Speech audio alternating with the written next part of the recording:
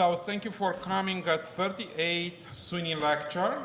And I would like to introduce our Master of Ceremony, Professor Pam Mills, the chair of the chemistry.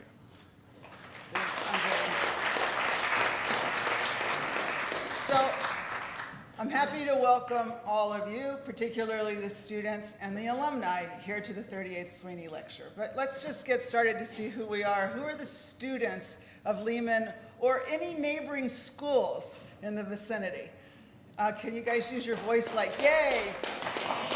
How about the alums? How many alumni? All right. Okay. So this is the 38th annual Arthur Sweeney Jr. Lecture, a lecture series created to honor the career of Professor Sweeney. So Arthur Sweeney began his career in 1930 at Hunter College. In 1968, he chose to continue his career here when Hunter in the Bronx became Lehman College. And he was here until his retirement in 1974. Professor Sweeney was quite a distinguished scientist and educator and led the pre-med program most of the time he was here. But perhaps most importantly, he enjoyed sharing his love of chemistry and his love of learning with students. He is our model professor because he inspired and empowered our students to be better than they even imagined they could be. 38 years ago, his students asked then President Leaf to establish a lecture series in his name to honor the memory of Professor Sweeney. So I am going to show you Professor Sweeney. We traditionally begin the Sweeney Lecture and Dinner Day by taking a few moments to highlight accomplishments from our department and to note a few key changes in the institution. First, we have a not so new, but definitely official provost. I don't know where you are. Our interim provost, Nikki Fain, was just appointed by President Cruz to be our real provost, beginning in July. I also want to give a shout out to the dean of our school, Dean Gautam Sen. I want to thank you for helping to host this seminar. And we should note that this is Lehman's 50th anniversary year, so I think next month we kick off the gala. And so, whoops. So for those of you who have nice deep pockets, this is the website, Take It Down. It's a place to go to start our 50th anniversary. In terms of our department and faculty, it's traditional to highlight accomplishments from our department, but most of those were in the letters that I sent to you, so I won't spend too much time repeating it. Except number one, let's welcome Melissa Dairies, a new assistant professor in our department.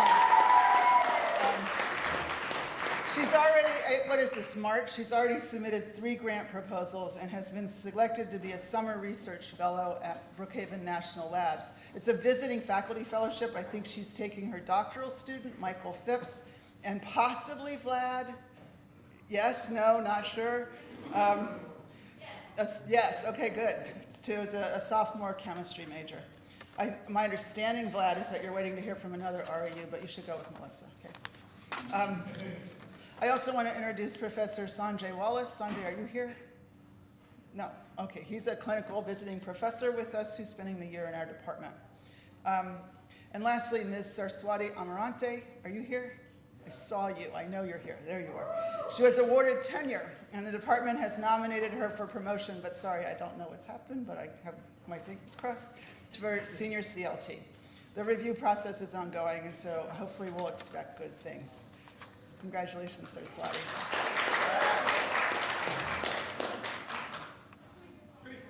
Sorry, where's my helpers? I need my helpers. Okay, so now let's talk about the folks we are actually most proud of, which is our students. Our doctoral participation is growing. In the past year, faculty are mentoring or co-mentoring 9 new doctoral students. I think we have 12 doctoral students. So I don't know how many of you are here and how loud you can be, but if you're a doctoral student, can you say, I see 2? Can you say yay or something? 3. So raise your hands. Doctoral students, raise your hands. Great, thank you. As we all know, doctoral students often do so much of the work in science, and they do our research and they mentor our undergrads. So I want to thank you for our future alum doctors, and those of you new to Lehman, welcome. We are just hearing about summer replacements for undergrads. So usually this Sweeney lecture is a month later, and I would know them all, but I don't yet. But I know a few. Jennifer Guzman is going to Rutgers. Vlad is going to Brookhaven because he just told me. Hillary Frank is going to China. And 9 of our students and 2 of our faculty, Professor Lopez and McGregor, are headed to Cuba in a couple weeks in April. Many of our undergrads are still waiting to hear from our various REU programs, so our undergrads are doing great. And 3 of our graduates, oh, I do have more here. There, let those go. 3 of our graduates are heading to doctoral programs that I know of so far. Mr. Will Centeno is going to the PhD program at CUNY in chemistry and is likely to come back to Lehman to do work in a research lab here. Ms. Ordi Newu, who is here, is there.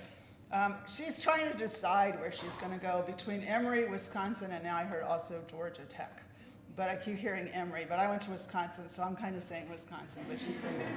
So Natasha Palha has been accepted to the PhD program in molecular and cell biology and genetics at Drexel, and I think she's waiting to hear for a couple more programs. This last year, there were 28 undergrads enrolled in our independent research labs, and I counted 8 publications with undergraduate authors. We're so proud of the work you do. Congratulations, students and mentors. Okay, I saved this for the moments just before announcing the speaker, but we also want to welcome guests from Bronx High School of Science who come here with their teacher, Mr. Mulick, and your class. So guys, say hi.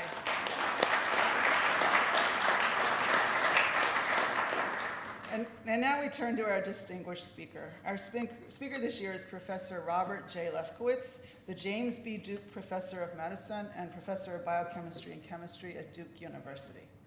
Click, thank you. All right, you got it. He's also an investigator in the Howard Hughes Medical Institute of Duke University. Professor Lefkowitz is no stranger to us, having been born and raised in the Bronx. He attended Bronx High School of Science, and then he left us for this island down the road of Manhattan to attend Columbia, majoring in chemistry, and then going on to medical school. Professor Lefkowitz will talk to us today about his amazing journey from the discovery of a single adrenaline receptor to the recognition that this single receptor is part of a broad family that are a target of 30 to 50% of prescription drugs. Huge impact. In 2012, he was awarded the Nobel Prize in Chemistry that he shared with Professor Brian Kobilka for their work on these receptors. Today, he will share his journey with us and talk about it and give us a talk entitled 7 Transmembrane Receptors. Professor Lefkowitz.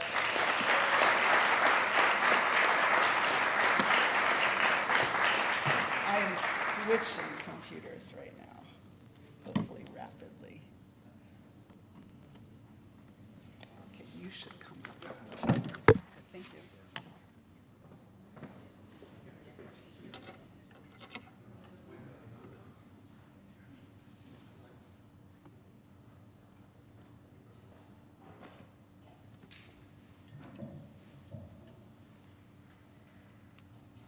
I've got a fountain pen, but I don't think that's going to help me much as, as a pointer.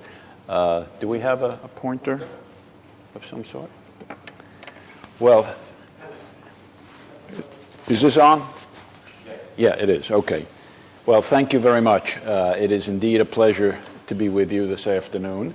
As you heard, for me, this is sort of a trip down memory lane, since I am myself an alumnus of the Bronx High School of Science, which is just over the hill, so to speak, and also grew up and had all my formal education in New York City, so it's fun to be back with you. So today I'm going to be talking about my favorite subject, the G-protein coupled receptors. Their major properties are shown here. This represents by far no pointer. Okay, well, this should be interesting. So this represents by far the largest, the most versatile, and the most ubiquitous of the several families of plasma membrane receptors. Accounts for anywhere from 800 to 1,000 different receptors encoded in the human genome. Coming to my rescue here. Okay.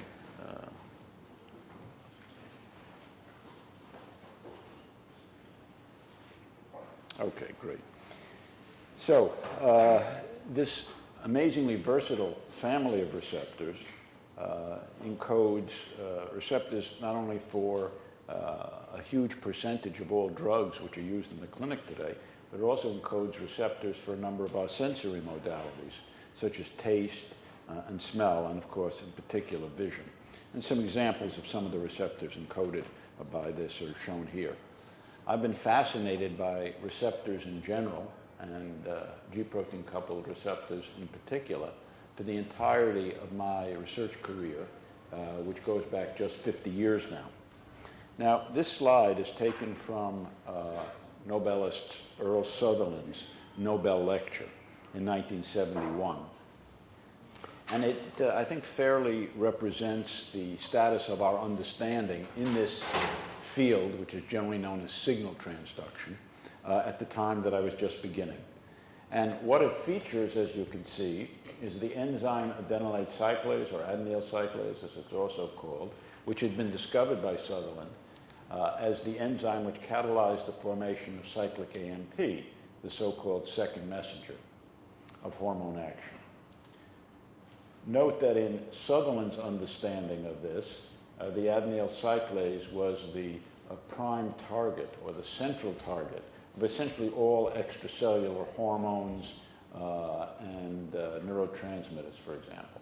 Also note that there's absolutely no suggestion of a specific receptor entity at that time. And in fact, I can tell you that there was no particular consensus that there was such a thing as a receptor molecule, a recognition molecule. And in particular, there was a great deal of skepticism as to the idea that there might be.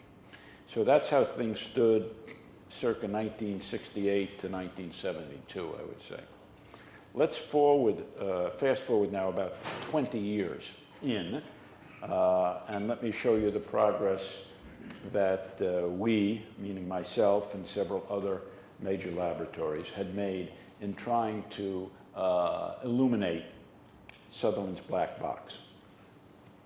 By purifying from cells several of the members of this receptor family, the so-called adrenergic receptors, meaning receptors for adrenaline, by purifying those receptors through very difficult work over a decade, and then obtaining protein sequences from them, small stretches, we were able to clone the genes and cDNAs for these molecules, and to discover that they all seem to encode proteins with 7 membrane-spanning domains, and to have not only architectural analogy with, but sequence identities with the visual protein, rhodopsin.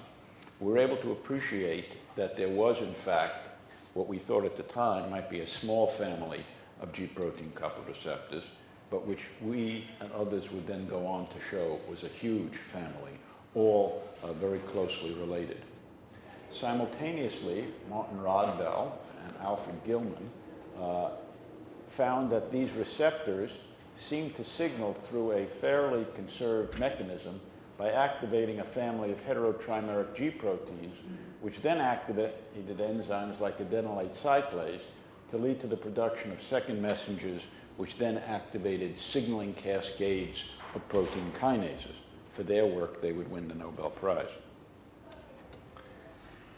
Simultaneously with this work through the 70s, 80s, and into the 90s, I had been really quite interested in, one might even say obsessed with, trying to understand the virtually universal process of receptor desensitization, which is shown here by looking at cyclic AMP levels when you stimulate a so-called beta-adrenergic receptor with a synthetic agonist, isoproterenol.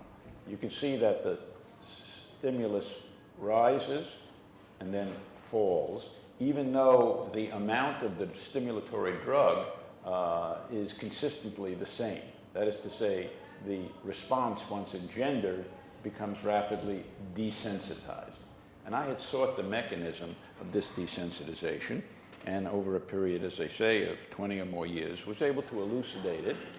It turns out that in the process, we discovered 2 small families of proteins which cooperate to lead to this desensitization of G protein signaling. The GRKs, or G protein coupled receptor kinases, phosphorylate only the activated, the ligand activated form of the receptor, phosphorylating it multiple times, usually on the carboxy terminal tail. That leads to a second step in which another family of proteins called the arrestins or beta arrestins bind to the phosphorylated receptor, and then, we speculated at the time, desensitize signaling by sterically blocking G protein interaction with the receptor. That is to say, the Barrestin, repostulated, must get in the way of the G protein, block its binding to the inner surface of the receptor, and thereby lead to desensitization. Today, we know that there are 7 members of this GRK family. In collaboration with John Tesmer's laboratory some 15 years ago, we were able to obtain a crystal structure of one of these, GRK2, in complex with some of the subunits of the G protein. And like all the GRKs, there are crystal structures for most of them now, we found that it was a 3-domain protein, a central catalytic domain, flanked by 2 regulatory domains of lesser conservation. The arrestin family is even smaller, 4 members. 2 of these are found virtually universally. The others are not. I would point out that 2 members of the GRK family, GRK1 and 7, are found only in the retina and work in an analogous fashion to desensitize or turn off rhodopsin in the visual signaling cascade. The same is true of arrestin 1 and X-arrestin, which are found only in the visual system. Now, after our discovery of the beta-arrestin GRK system, over the next decade, several other interesting and surprising discoveries were made, some by my laboratory, some were by others. First, it was found, particularly by Mark Caron's lab, a former postdoc of mine, that in addition to shutting off G protein signaling, the Barrestins were involved in serving as adapters to elements of the endocytic machinery, which leads to internalization of the receptors using clathrin and clathrin adapters such as AP2. In addition, it was then found by my laboratory that another function of Barrestins, quite unanticipated, was that even as they are shutting off G protein signaling, they can serve as signaling molecules in their own right by working as scaffolds or adapters to bind together various signaling enzymes and proteins to lead to a growing list of cellular physiological functions. This list is now huge. So basically, the beta-arrestins, which we had discovered in the context of trying to understand desensitization of G protein signaling, were found, in fact, to mediate at least 3 types of interlocking responses: desensitization of G signaling, internalization of receptors, and signaling in their own right, independent of or in concert with G proteins. Now, then came perhaps the most surprising discovery of all, and that is of something we refer to now as biased agonists or biased signaling. So what do we mean by that?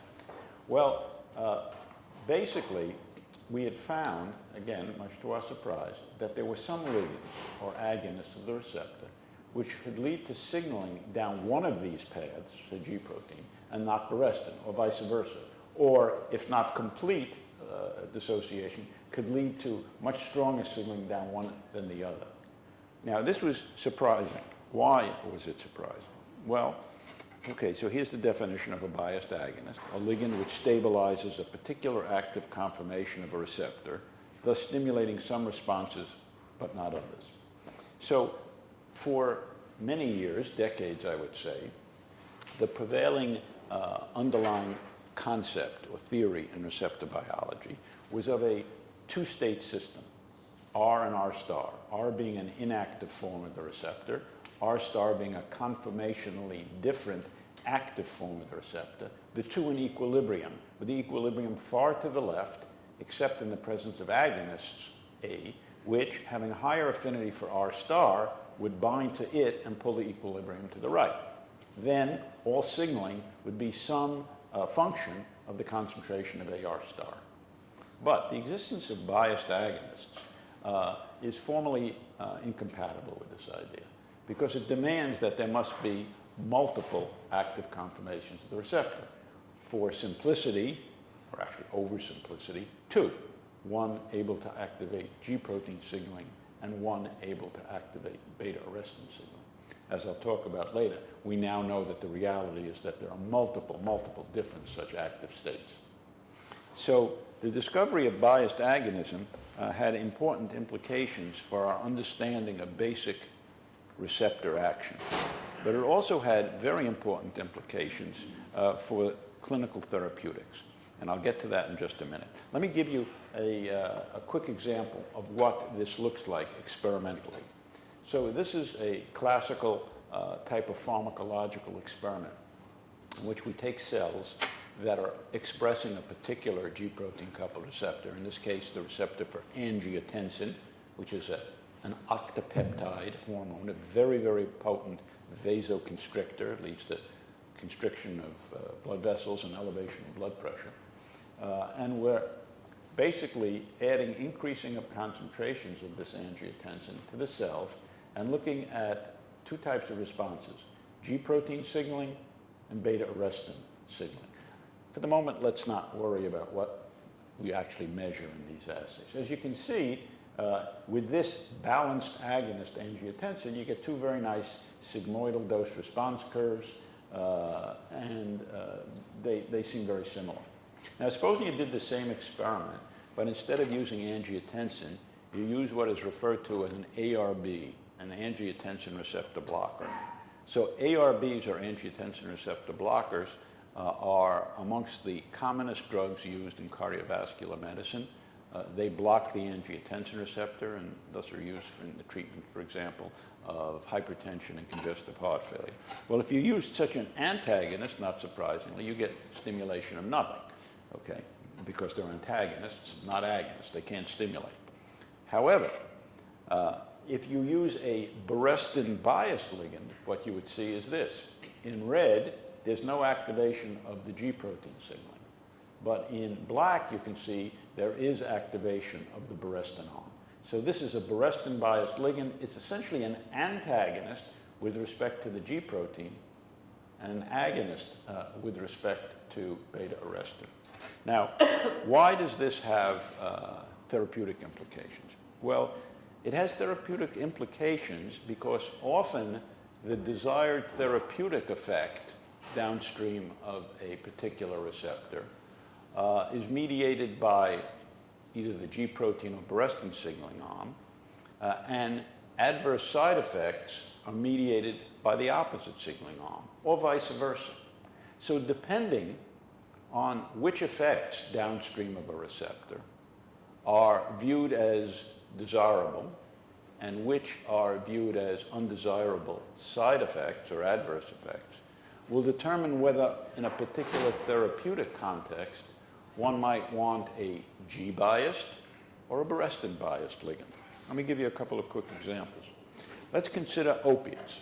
We read a lot about opiates, the scourge of opiate addiction these days. The effects of all opiates, be they legal or illegal, are mediated through activation of a G protein coupled receptor, the so-called mu opioid receptor. Now, it turns out that the beneficial effects, analgesic effects, and remember, opiates are the most powerful pain-relieving drugs that we have to this day, but those pain-relieving effects are mediated downstream of G protein activation. Most of the side effects or adverse effects, such as severe constipation, tolerance, that is to say the need for higher and higher amounts of the drug, which is a manifestation of desensitization, and respiratory depression are all mediated downstream of Barrestin signaling. The respiratory depression, by the way, is the cause of the lethality. So essentially, respiratory cessation is the major cause of death.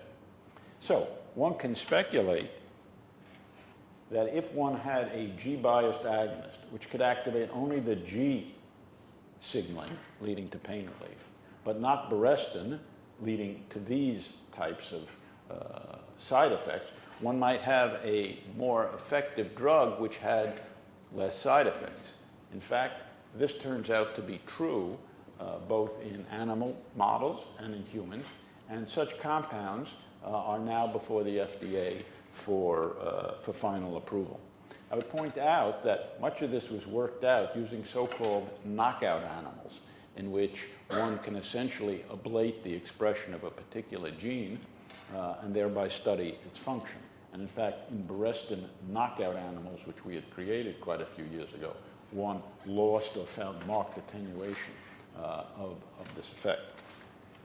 In the interest of time, I'm going to skip showing you another example with the angiotensin receptor, in which one might want a beta-arrestin biased ligand and not a G protein ligand. But again, one can apply the idea to many, many dozens of GPCRs, and I think this will be a big advance in the coming decade in terms of getting drugs with more honed specificity and less side effects. Now, over the last 5-7 years, my own research interests within this receptor area have been evolving, and I've become more and more interested in trying to understand the molecular, even atomic level basis for this kind of bias signaling, in particular beta-arrestin bias signaling, and to how that actually might be mediated. And so by way of introduction, let me just say with this cartoon that for quite a few years, I think most of us in the field have operated with the assumptions that the interaction of beta-arrestins with the receptors, as I mentioned earlier, involve two types of driving forces. So when an agonist bound, it presumably led to a change in the conformation of the receptor to the active form or forms. G proteins bound, a phosphorylation of the receptor by GRKs occurred, and now beta-arrestin bound. And it has been speculated that binding was essentially driven by two types of forces. The first was the attraction of the phosphorylated tail for the beta-arrestin molecule, which facilitated its binding. And the second was some sort of interaction of beta-arrestin with the conformationally altered cytoplasmic surface of the receptor, which conformational changes were presumably due and driven by agonist occupancy. Now, not all receptors bind to beta-arrestin equally well. One particular receptor that binds very tightly is called the vasopressin-2 receptor. Vasopressin is also known as antidiuretic hormone. And its receptor, the V2 receptor, binds very, very tightly to Barrestin because of some peculiarities of the constellation of phosphates on the tail. So for some years, we have been using a very useful reagent, which we call V2RPP. This is essentially a synthetically prepared 29 amino acid residue peptide consisting of the entire cytoplasmic carboxy terminus of that receptor with 8 phosphoserines and threonines included. As I say, we selected this because this is a surrogate for that particular receptor, which does bind Barrestin so tightly. Moreover, we had demonstrated in vitro experiments that the interaction of this phosphorylated peptide with beta-arrestin seemed to mimic activation of Barrestin, because once occupied by the phosphopeptide, the Barrestin bound much more tightly to some of its partner proteins, such as MAP kinases, the SARC enzyme, etc. And so we reasoned that a first step in trying to understand the mechanisms of activation of Barrestin, what sort of conformational changes might occur in Barrestin, might be to obtain a crystal structure of the phosphopeptide bound to beta-arrestin. But for some time, this eluded us, and we could never obtain well-diffracting crystals. But then we managed to isolate an antibody fragment, so-called Fab30, which bound only to the phosphopeptide-activated form of Barrestin, and which stabilized that complex, allowing us to isolate it by size exclusion chromatography. And then, with that much more stable complex, in collaboration with Brian Kobilka's laboratory at Stanford, we were able to obtain a 2.6 angstrom crystal structure of the phosphopeptide, shown in green, beta-arrestin, and this stabilizing fat. So let me tell you about what we learned from that crystal structure, which taught us essentially the major mechanisms by which interaction with the receptor leads to conformational activation of Barrestin. So first, a couple of words about the structure of inactive Barrestin, which normally is present in the cytosol, primarily, of cells. It consists of two domains, the N domain and the C domain, the N-terminal and the C-terminal domains. Both consist almost entirely of antiparallel beta sheets, as you can see here. And there are three flexible loops: the finger loop, the middle loop, and the lariat loop. Two types of intramolecular forces normally restrain Barrestin and stabilize it in this inactive form. These are called the three-element interaction and the polar core. The three-element interaction consists of these three elements: the initial beta strand, this alpha helix, and, shown in green, the C-terminus of the protein, which is folded back on itself and interacting with other residues in the N domain. Notice there's a discontinuity here in the crystal structure. The polar core consists of 5 polar residues, 3 aspartates and 2 arginines, all located in the polar core of the molecule. Notice that in each case, in green, residues in the C-terminal are interacting with residues either in the polar core or in the three-element interaction to keep the Barrestin in that inactive form. So what happens when the phosphopeptide binds? So here's the crystal structure. Here's the phosphopeptide, which would normally be the phosphorylated tail of the receptor.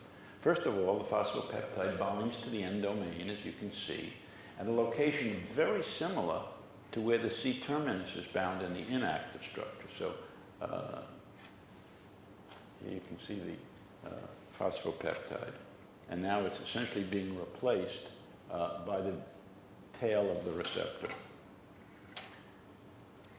So because of the fact that the phosphopeptide binds at the same place as the C-terminus of Barrestin, it displaces it, thus disrupting the 2 key sets of interactions which normally stabilize inactive Barrestin, 3-element and polar core.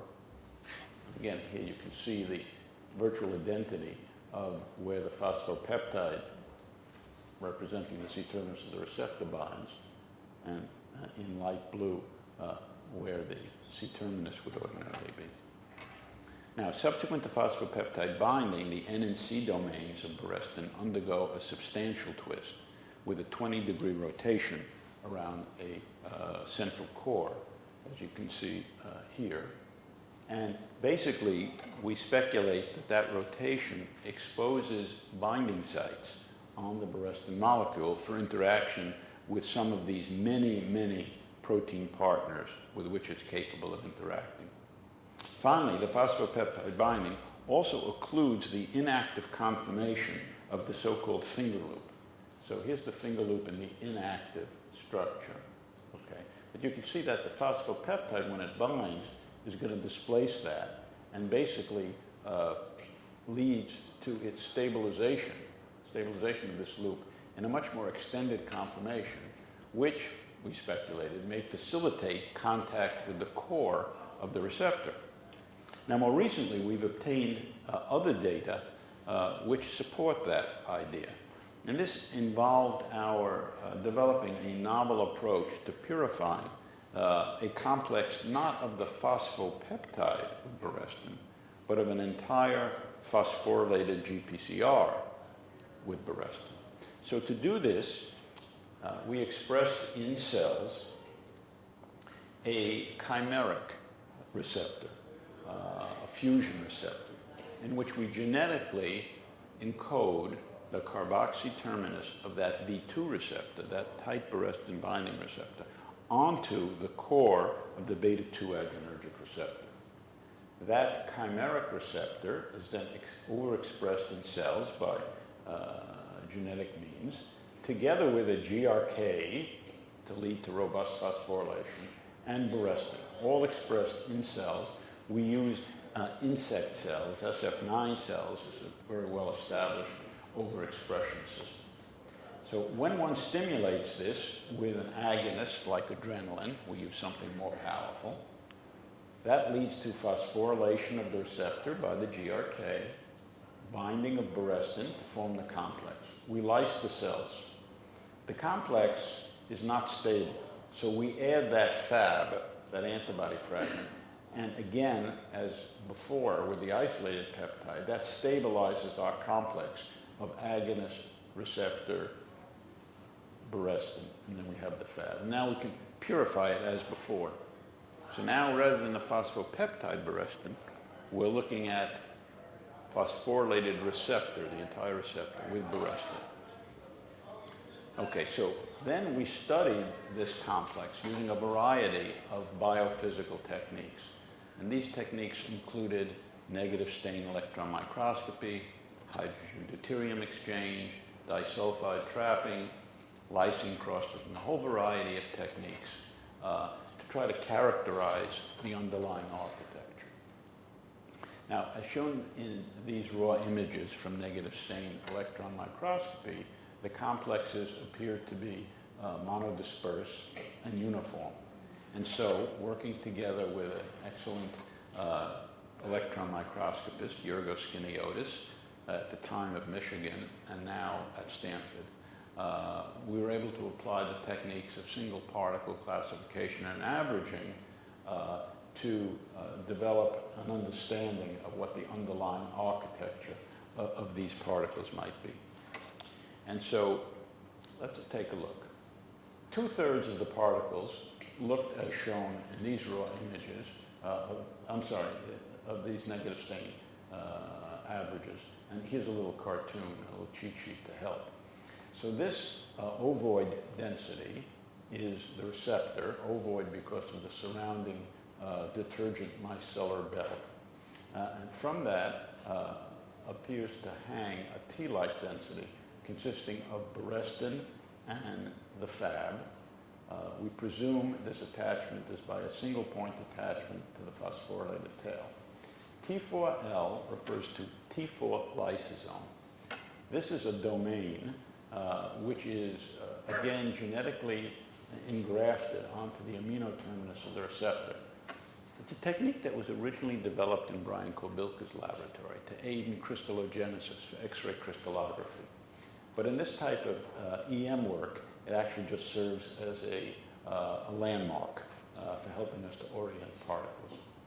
So we speculated that this type of complex might represent the very first form of the complex and the very first point of interaction of Barrestin with the receptors. But about 1/3 of the particles look like this, and these averages feature a much more intimate engagement of Barrestin with the core of the receptor, using primarily the opposite face of Barrestin from the Fab30 binding site. So we speculated that this might be due to a weaker set of secondary interactions. Now, in order to capture essentially all the complexes in this more intimately engaged form, we developed a little glutaraldehyde cross-linking technique, chemical cross-linking technique, such that we could capture essentially 100% of the particles in this more fully engaged form. And this then enabled Yorgos Skiniotis to calculate a 3D reconstruction or very low resolution EM structure. And that is shown here. And again, this is very low resolution. Now, you'll note, though, that in the EM envelope, you can make out densities, corresponding to each of the major complex components. So again, this ovoid or density here is the receptor, which is in this very wide-looking conformation due to, again, the encircling micellar detergent belt. On the amino terminus, you can make out this bump due to T4 lysozyme, and on the opposite face, the beta-arrestin and the FAP30. Now, into this 3D envelope, it was then possible, using a variety of distance constraints that we had obtained from the various types of cross-linking approaches that we used, it was possible to model into the EM envelope the structure of T4L active beta-2 receptor, which had been published several years before by Kobilka, as well as our phosphopeptide Barrestin FAP30 structure, which I just told you about. And when you do that modeling, and I point out this is a model, we can't actually make out the molecules themselves, the model that is most consistent with these data involves an extensive set of interactions between both the amino terminus and the phosphorylated amino terminus with Barrestin, and a deep penetration of the finger loop into the interior of the receptor between, in the space between transmembrane domains 3, 5, and 6, quite consistent with what we had speculated, in a sense, based on the phosphopeptide Barrestin structure earlier. So to summarize that, what these data seemed to confirm is that, in fact, the interaction with Barrestin does occur in a binary way, in a two-step way, in which initially the beta-arrestin interacts with the phosphorylated tail of the receptor, leading to a set of conformational changes and activation, which then promote the second step, an interaction of the finger loop, the extended finger loop, with the interior of the receptor. Now, obviously, in this intimately engaged conformational arrangement, the Barrestin would essentially preclude binding of the G protein, thus leading to desensitization. So we assumed that this form or conformation, which we refer to as the core conformation, would be leading to desensitization. And that was a very gratifying image to see 25 years after we had discovered beta-arrestins and speculated that the formation of such a complex in such an arrangement might, in fact, lead to desensitization. But of course, it left us, if you will, hanging as to whether this hanging conformation was just a way station on the way to the core, or whether it might do anything on its own, whether it had any independent functions. So to get at that, Tom Cahill and another postdoc, Alex, in the lab, created a mutant form of beta-arrestin in which the entire 15 residue finger loop was genetically deleted. And then they again used negative stain EM to demonstrate that virtually all the complexes formed with this mutated form of Barrestin were in the hanging conformation, so that it was very impaired in its ability to form the core. So now you knew that if you transfected cells with this form of beta-arrestin, that the only form of the complex that you would get is hanging, and now you could look to see, well, what does that do, if anything? And I don't have time to review that information with you now, but suffice it to say that we found that the hanging conformation was in fact competent to carry out several functions. In particular, it could carry out the endocytic or internalization function, and it could also carry out some signaling. For example, we chose 2 different types of signaling systems, the ERK MAP kinase system and the SARC system. and both seem to be reasonably strongly activated when only the hanging conformation of the receptor could be formed. Now, of course, there are dozens, if not hundreds, of different pathways that Barrestin can activate, and so, of course, it'll be a long time before we know about all of them. But at least some signaling and endocytosis can be carried out by the hanging conformation. What could not be carried out was desensitization. So in fact, again, as we had speculated earlier, you do need the formation of this core conformation, which is not part of the portfolio of our finger loop deleted mutant, in order to get desensitization. So again, there appear to be independent functionalities of these two different conformation arrangements of Barrestin. But more recently, Tom and Alex actually discovered yet another very interesting function of that hanging conformation. That has to do with a relatively quite new, quite novel understanding of signaling by GPCRs, a new paradigm not discovered by us, actually discovered by a number of other laboratories. And let me explain that to you. So for decades, our understanding of GPCR signaling has simply been that it occurs uniquely and solely at the plasma membrane, such that when a receptor is activated by agonists, the receptor, as I told you, interacts with G, you get activation of enzymes, second messengers, etc. Then the receptor is phosphorylated, Barrestins bind, the receptor is internalized. Now, some receptors recycle very rapidly. Others remain bound, internalized in these internalized endosomal compartments for prolonged periods of time. That requires that they persistently bind Barrestin, as I explained to you for the V2 receptor, V2 vasopressin. But what was found is that receptors, in particular those that remain for long periods of time as endosomes, are able to continue signaling to cyclic AMP from within the cell. Now, what is the conundrum there is that, on the one hand, in order to stay within the bound the endosome for prolonged periods, the receptors seem to need to be bound to Barrestin. And to stimulate cyclic AMP, they need to bind the G protein. But those two seem to be mutually exclusive processes. So how might that work? So Tom and Alex came up with an interesting idea. They said, well, you know, if you consider the arrangement of things in the hanging conformation, where the receptor is bound solely through its phosphorylated tail to Barrestin, that still leaves a lot of real estate on the inner surface of the receptor unoccupied.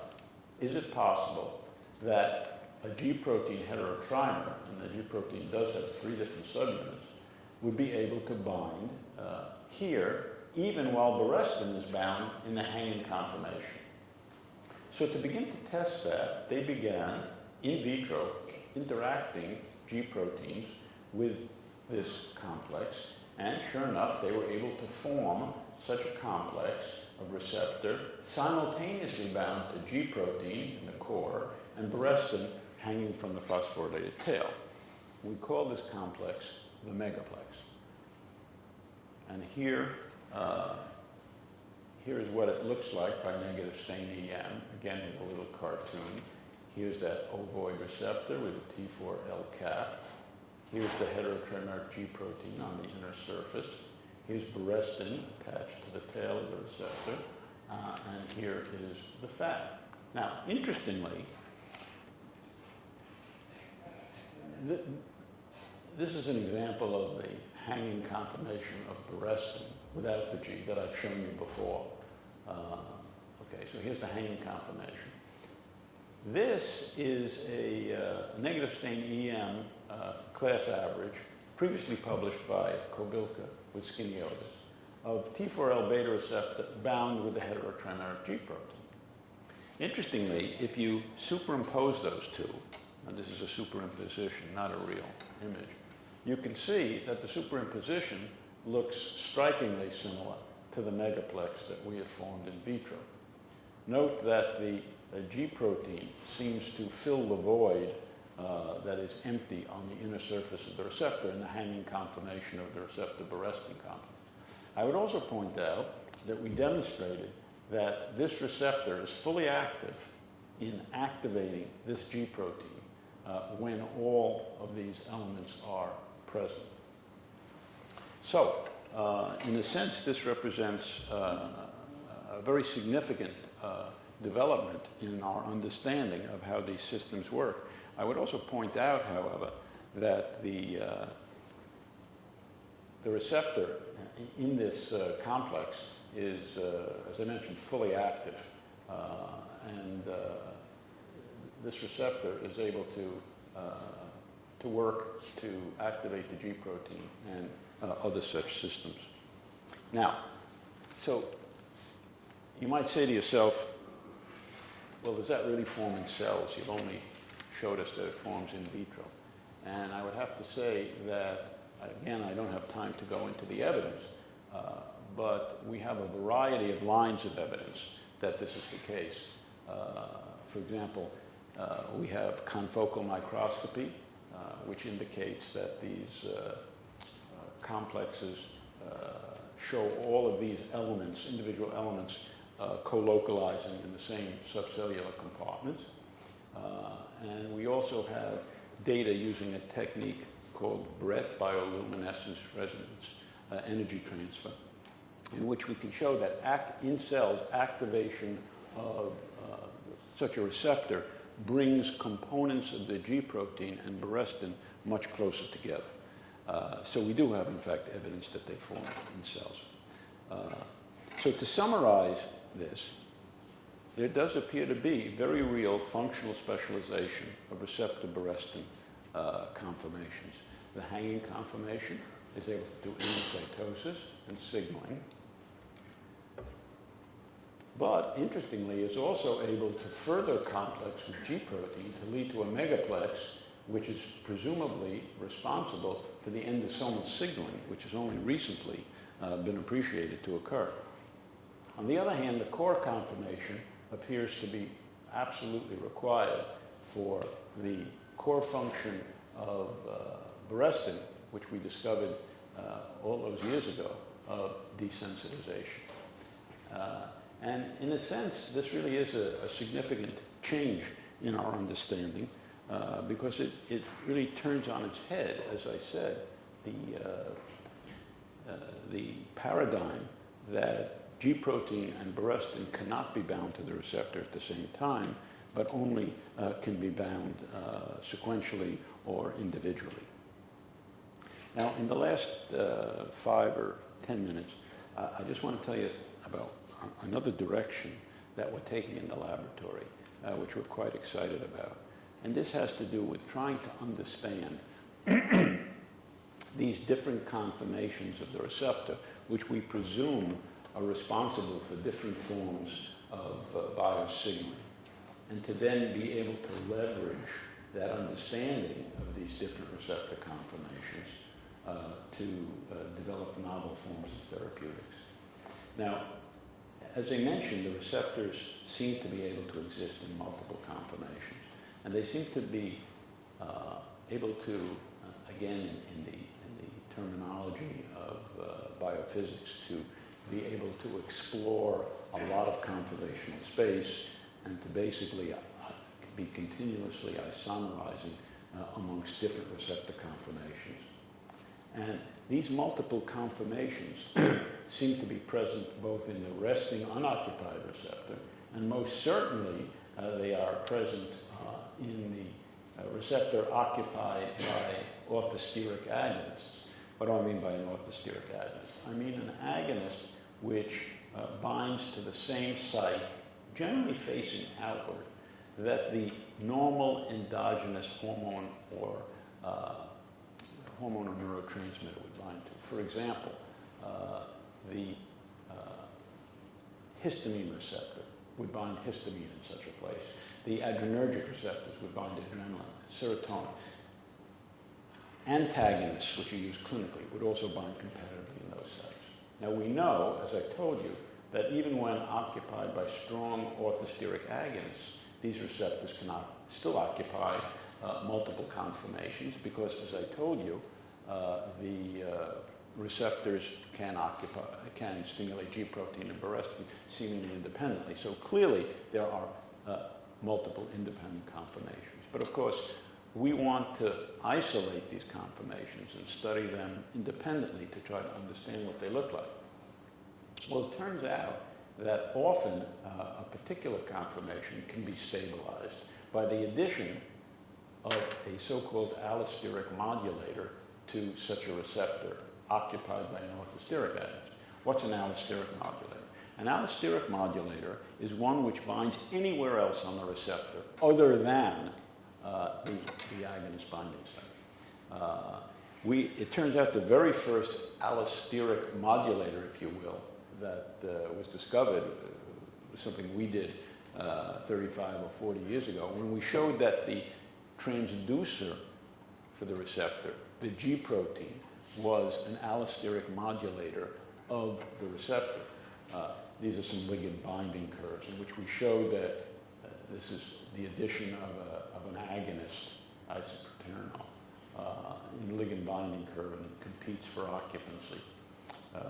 And the curve is shifted to much higher agonist affinity when one adds a G protein to the receptor. This is an allosteric effect, a classical protein allosteric effect, in which the interaction of that G protein with the receptor enhances the affinity of agonist, just as the addition of agonist enhances the affinity of G protein for the receptor. So we were interested in trying to develop a toolkit of novel allosteric modulators which might help us to capture specific receptor conformations and allow us to then obtain structural characterization of those isolated conformations and try to correlate that structural information about individual conformations with downstream signaling, which we would determine in cellular and other pharmacological assays. So how are we going to get these allosteric modulators? Well, to do that, we've adopted techniques of affinity-based selection rather than biological screening assays. So the idea is you take an isolated purified receptor, which we have, and you incubate it with a library of potential binders. You then remove non-bound molecules by washing in some way, elute those that bound to that receptor, elute those, put them back over, and continuously cycle through rounds of binding and then desorption, continuously enriching the binders, which is what you're looking for. Presumably there are rare molecules in there which will recognize the receptor. And you continue doing that until the binders are sufficiently enriched that you can identify them and characterize them. We're taking several different approaches. We're using nanobody phase display, RNA aptamers, and DNA-encoded small molecule libraries. I will not, in the interest of time, explain these various things. Let me just focus for just a moment to show you the power of the method on DNA-encoded small molecule libraries.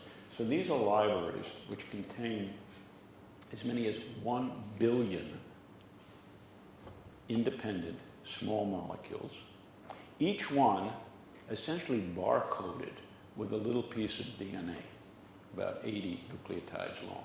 That means that after we're done with this cycling, we can basically identify every molecule that we've identified simply by looking at the DNA tag. Another nice thing about this is that with each of these types of self-encoding libraries that we use, we can bias our selections by, for example, putting an agonist in the orthosteric site or an antagonist. You might anticipate that would lead us respectively to isolate allosteric binders which prefer the active agonist-bound state. We call those PAMs, or positive allosteric modulators, or NAMs for negative allosteric modulators if we had antagonists on them. In any case, we initially have used the beta adrenergic receptor, which is my favorite model system, which I've used for many years for such studies. And we've been successful initially in isolating negative allosteric modulators when we used as our bait either an empty receptor or one occupied by antagonists, or positive allosteric modulators when we have used an agonist-occupied receptor. And just to give you an example, this is compound 15, the first one we isolated. This is a negative allosteric modulator. Now, many of you have probably heard of so-called beta blockers. They're one of the commonest drugs used in clinical medicine. So beta blockers are classical competitive orthosteric antagonists. This is the very first allosteric beta blocker. It does not bind in the orthosteric site. It binds elsewhere. So again, these are simple cellular studies in which if one looks at the ability of isoproterenol, which again is an agonist similar to epinephrine, only it's synthetic, if this is its ability to stimulate cyclic AMP by activating adenylate cyclase through G proteins, as you add compound 15, you can see the curve shifts to the right. It's being inhibited. Similarly, if you look at the ability of this agonist isoproterenol to compete for binding sites on the receptor, the NAM, or negative allosteric modulator, shifts that to the right. And these are just some studies showing that if you use a radio-labeled antagonist, its binding is actually increased by a negative allosteric modulator, whereas the binding of this radio-labeled agonist is decreased. Put in other terms, this modulator shows negative cooperativity with respect to the agonist, positive cooperativity with respect to the antagonist. How does it work? Where does it bind? To get at that, again, we collaborated with the Kobilka lab, solved the 2.8 angstrom structure of the beta-2 adrenergic receptor bound simultaneously to an orthosteric beta blocker, corazolol, you can see it here, and compound 15. So here's the receptor, 7 transmembrane spanning alpha helices shown, and here the orthosteric binding site occupied by carazole. So first question, where does compound 15 bind? Well, here it is, surprisingly. Not even out here at all. It obviously must go across the plasma membrane, and it binds in this site uniquely on the inner surface of the receptor. This is a view looking from as if you were inside the cell, in the cytosol, looking up towards the membrane, and you can see it in this little pocket. And here's another representation where the transmembrane helices are represented as shown here, rather than as in a ribbon diagram. They're represented as cylinders. And you can see that this compound has extensive interactions with the inner surfaces of transmembrane 1 and 2 and 6 and 7. Transmembrane helix 8 as well. This is a non-transmembrane helix, which you can see better here. And this provides then an explanation for why this is a negative allosteric modulator. Because it forms all these interactions which stick the inner surfaces of these transmembrane helices together in a sense, much like chewing gum might. And normally, when the receptor is activated, this is the structure of the, shown here, of the inactive receptor. But when the receptor is active, and there are structures, these helices move out. Look in particular at what happens to transmembrane 6, who's out. Transmembrane 7 stays, moves in a little bit. You can see some of these others, 5 also moves out. So these helices have to move. But because of their interaction at the inner surface with this molecule, you get 2 types of effects. 1, a marked restriction of motion, and 2, an ability to actually physically block the interaction of the receptor with G protein. Suffice it to say, we've also obtained positive allosteric modulators. I won't go with this, through this in the interest of time, but these act in just the opposite way from what I just showed you. Here's that cyclic AMP dose response curve for isoproterenol. Now, if you add compound 6, it goes up and to the left, similarly in a Barrestin recruitment assay, the same. So this is acting the opposite way. Again, similarly on binding curves, you can see that this compound shifts the curve for an agonist right to the left. It's a positive allosteric modulator. So to summarize, this phase of the work is in its early phases, but we believe that it can be used fairly generally to isolate novel molecules, either as positive or negative modulators for receptors. And that has great promise for developing even more specific drugs than are currently available, and perhaps for developing biased ligands. Our plan next is to try to use as bait in these searches for new chemical matter, to use complexes of receptor in Barrestin and receptor in G protein to see if we can pull out drugs which are specific for Barrestin-mediated signaling or G protein signaling. So I'll stop there. Let me just allude to the various people either currently in my lab or recently graduated, as I described, as well as collaborators in other labs. The two main ones that I would call out are Brian Kobilka's laboratory, Andrew Cruz, Ashish Manglik, and the Sweeney Award lab. And I'll conclude there and take any questions you might have.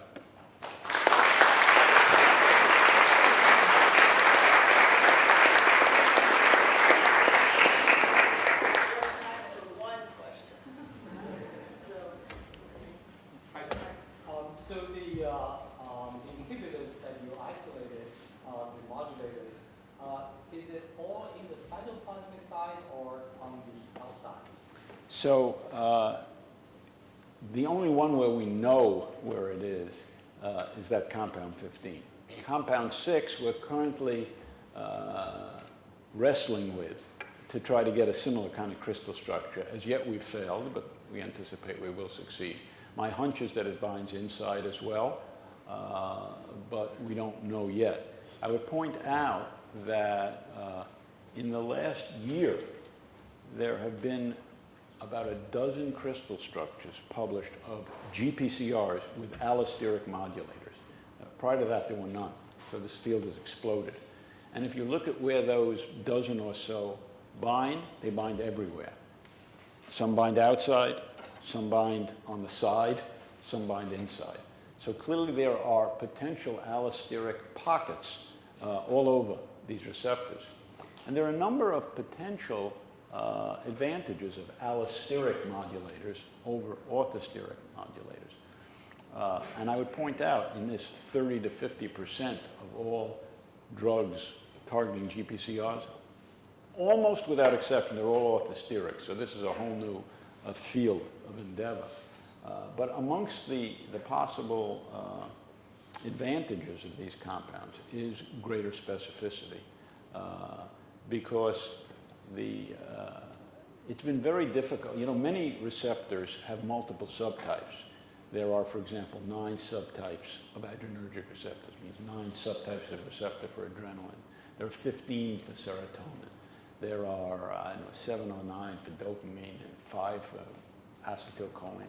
And it's been very difficult to develop subtype-specific ones for the simple reason that due to evolutionary pressure, that orthosteric site is very conserved amongst all the subtypes. I mean, all 5 cholinergic receptor subtypes all got to bind acetylcholine, so that site is very conserved. Not so for the allosteric sites. They tend to be more variable. And so it's looking like it may be possible to get more specific drugs. Yep. All right, let's thank Professor Lefkowitz.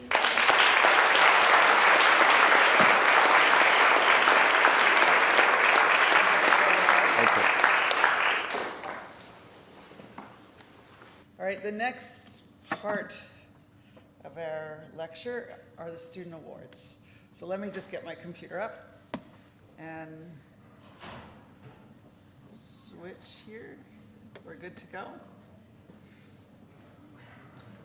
Okay, so these are the awards we give annually in the chemistry department. Let me get my notes to make sure I get everybody's names right. So I'm going to start with the John Paul Clay Award. This was an award we started last year, and Professor John Paul Clay was the first chair of the chemistry department at Lehman and had a really fascinating and highly successful career. He served in the Army during and after World War II and was the first scientific director of the Dugway Proving Ground in Utah. So Dugway is the highly secretive Army base for studying chemical and biological warfare. Hang on, I will switch these this time. I got it. I'm not switching it because you'll see who's winning it. So Professor Clay then joined the faculty at Hunter College, and then, like Professor Sweeney, became the first chair of Lehman College. So we honor his legacy with the second annual John Paul Clay Award. And this award is to, come on up, Ms. Officially Natalie Bielasatsky, more or less, Rebecca, so who's graduating in June with a near perfect GPA. Her path to Lehman's fascinating. I think if I get this right, oh gosh. She left Southern California for New York City to study theater and has several credentials in the IMDb database. But then, you know, acting, no good, just decided maybe medical school was better, so she came to Lehman to fulfill her pre-medical requirements and dreams. So she worked with Professor McGregor in the laboratory, chaired the intersectional, or co-chaired, the Intersectional Feminist Club, and all the while earning top grades in all of her courses. So we recognize Rebecca with the John Paul Clay Award. So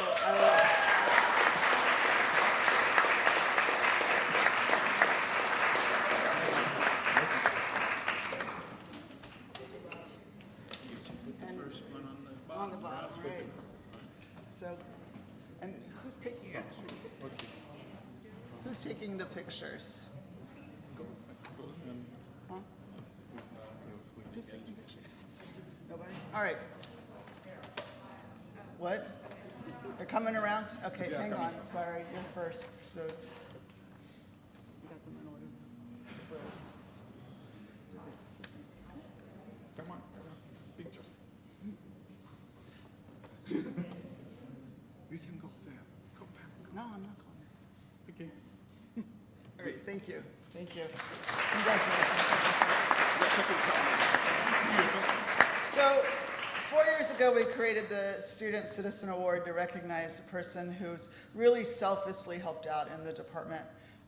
This year, and this is a really important award because we need help. So this year, the award goes to Will Centeno, who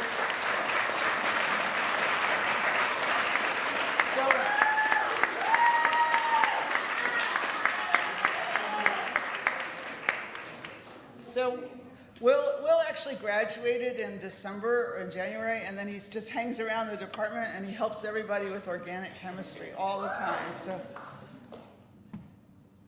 and next year, Will is going to be starting in the graduate program in chemistry. Congratulations. Okay.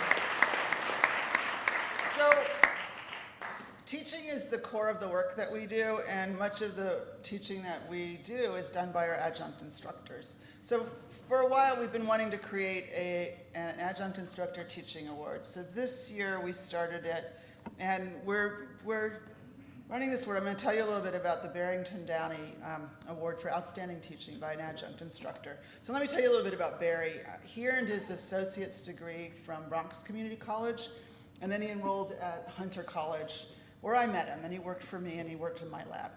And although he has no academic connection to Lehman, he has a connection to me, and he was my student and my friend, and he's a Bronx man all the way. So we kept in touch over the years, and then a few years back, 5 or 6 years ago, he asked if he could be an adjunct instructor at Hunter, and we hired him because he loved his teaching, he loved his students. Last year, for reasons we have no idea what happened, he passed away suddenly, and we lost a really kind and caring person. Who's really inspired a lot of students. So in the department, since we've been planning to do this, we decided that we would start our teaching awards right now, and that we would name them for Barrington Downey. So this year, the first Barrington Downey Award, we wanted to find one great adjunct instructor. The real problem was we have a lot of great adjunct instructors. So this year, we picked 3 people. I'm going to ask all 3 to come up now. It's Kimberly Gonzalez,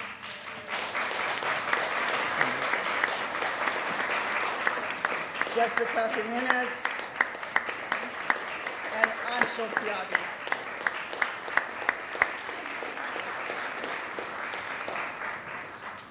So, go ahead.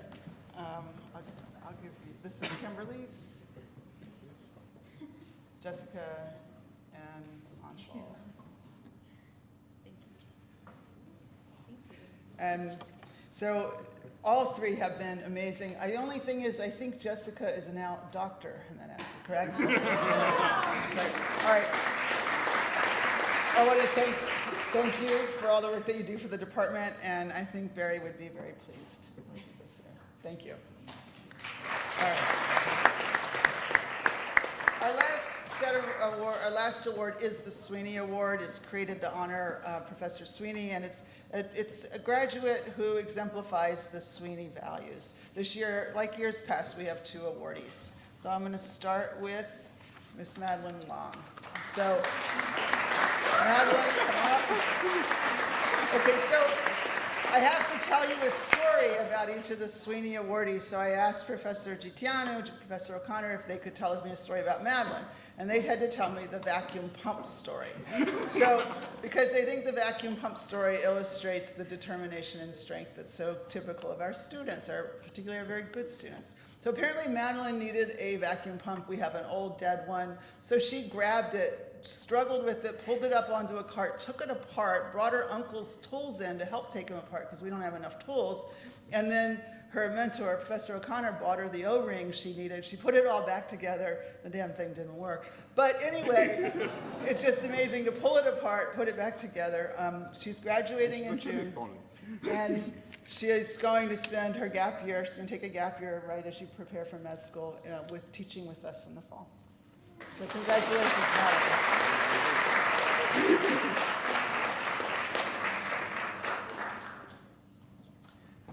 Okay, and our second and last Sweeney Award goes to Ms. Ordy Naylor.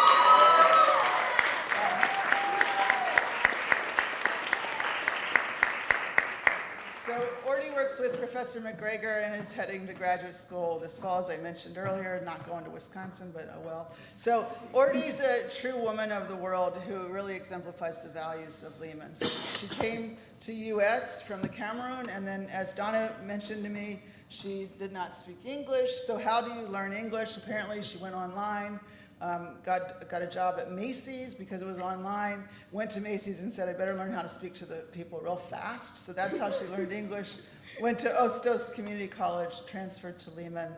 She spent last summer on an REU in China, was thinking about going this summer to Norway, really demonstrating that science is an international endeavor. Congratulations, Ordy.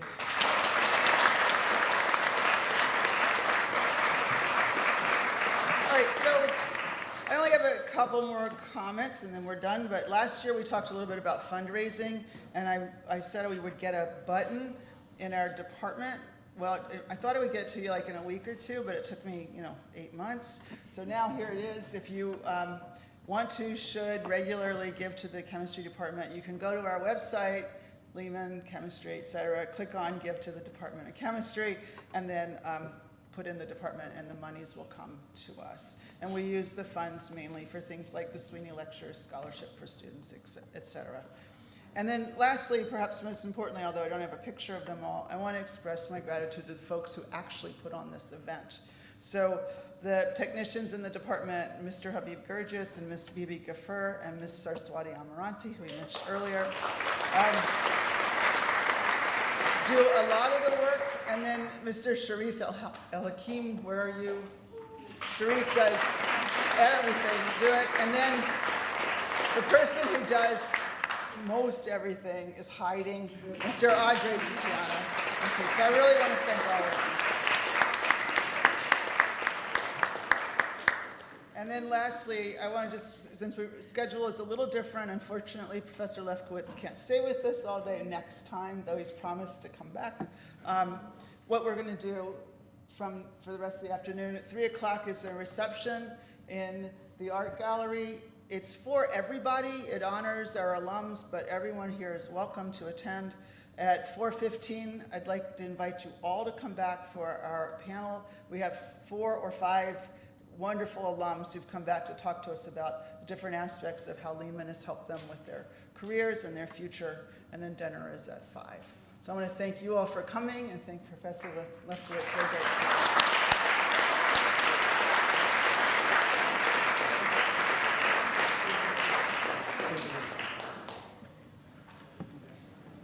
Guys, that concludes everything. See you next year. So, here.